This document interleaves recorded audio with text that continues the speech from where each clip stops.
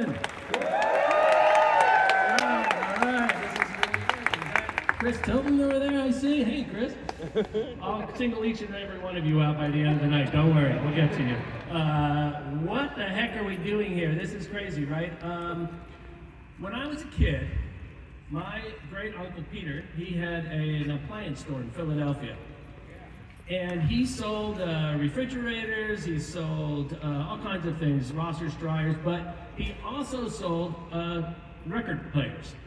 And in order to sell those record players, the wonderful company of RCA would send him demo records to play for customers in hopes that they would listen to these things and go, I gotta have one of those things. Now the great thing about that was, at that time, this was in the 60s, right? So in the 60s, there was so much great music happening. And also so much insane music happening at the same time. So what they would do is they would record these albums of all kinds of music from all over the world and then give them to the stores and they would play them on the record players and people would do them. Would buy them. And now my Uncle Pete, then he would give me those records when he was done with them. So we had this insane record collection at home that was filled with all kinds of stuff, music from all over the world. And that was my music that I listened to growing up, was music from Russia, music from Mexico, music from Poland, the music of the world's churches, all this crazy, crazy stuff. But amongst all of that music was a style of music that I fell in love with the most, which was called Exotica. Yeah. Right? So, yeah, give it up for Exotica. And on those records, it was like, you would listen to one of these things and you were instantly on some vacation somewhere else in the world that you knew you probably never going to have a chance to go to. And that's why people in the 60s would have these basements made of, their cinder block basements were then turned into tiki bars at home, right? And that was their vacation. They'd go downstairs, they'd put on these albums, and they would drink like crazy and just have a great time pretending they're somewhere else. You know? Anyone do that? Anyone have parents that did that? Right? Anyone know these albums that I'm talking about? Oh yeah. Yes? They're incredible. So what I thought would be fun, I had always wanted to do this over the years. I thought it'd be really fun to take the music that I worked on and turn it into one of those albums, and see what would happen. Because at this point, after 25 years, I've worked on a lot of things, so there was plenty of stuff to choose from. So I sort of thought, all right, well, let's start from the beginning and go through it. And tonight, I think what we'll do is sort of a greatest hits kind of a thing, and I'll walk you through some of the stories behind the projects that I worked on. And this first one that we're going to do is from a project called The Lost World, and it's a video game that I worked on. Okay? A video game, and why that is important is because I would not be standing here in front of you today without that video game. And what happened was, I was working as an assistant producer at DreamWorks Interactive. I was not writing music for a living. I was still hoping to write music for a living at some point.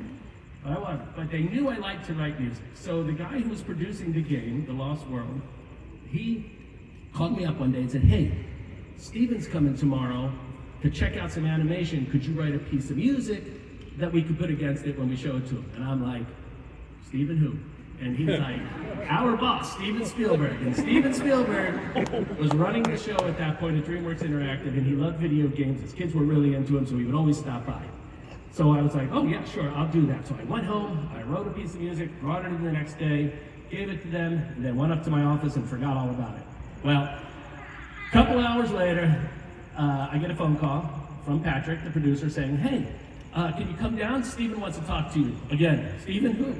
Because, any other Steven would not want to talk to me. And he goes, our boss, Steve. I was like, really? He's like, yes, get down here. So I run, you have to understand, we were in a 2-story building at the time, and the only way to get up and down, there was an escalator. It was a really strange building in Bel Air. And I ran like crazy to the escalator. And I remember, I got to the top of the escalator, and I looked down at the bottom of the escalator, and there was Steven Spielberg standing at the bottom, looking up at me. And I was like, I ran, I stopped, and then I had this panic moment where I was like, what do? It's an escalator. Do I get on it and just go down, or do I walk down the stairs? And my mind is like going crazy, what do I do? So I decide just to freeze. And I just sort of like did this during the day as I'm coming down. And I remember, I'll never forget this, I was like, oh my God, I totally went into nerd brain for a second, and I was like, oh my God, this is just like one of the shots out of his movie where we're just like pushing in on Elliot and E.T. And it was like right there. And then I got down to the thing, which took forever. He just stood there patiently, held out his hand, and he's like, I really love this music you did. You know, you're going to do the whole game, right? You're going to do the whole, and I was like, sure, I'll do the whole game. That would be really fun to do. And he goes, and you need to use live musicians. And I was like, wow, yes, of course. And you have to understand, at that time in video games, nobody was using live musicians. It was all, you know, they would use samples or electronics or synthesizers, whatever it was. Whatever was cheap, that's what they would do. No one wanted to spend the money on live musicians. But Steven knew better than anyone, having worked with John Williams all of these years, that the only way to do it for real and the best way to do it is with live musicians. Right? Yeah. Woo!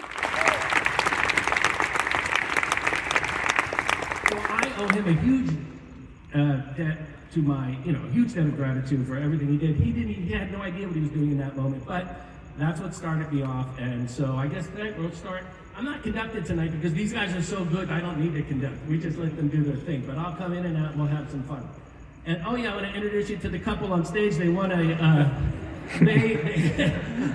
say hi.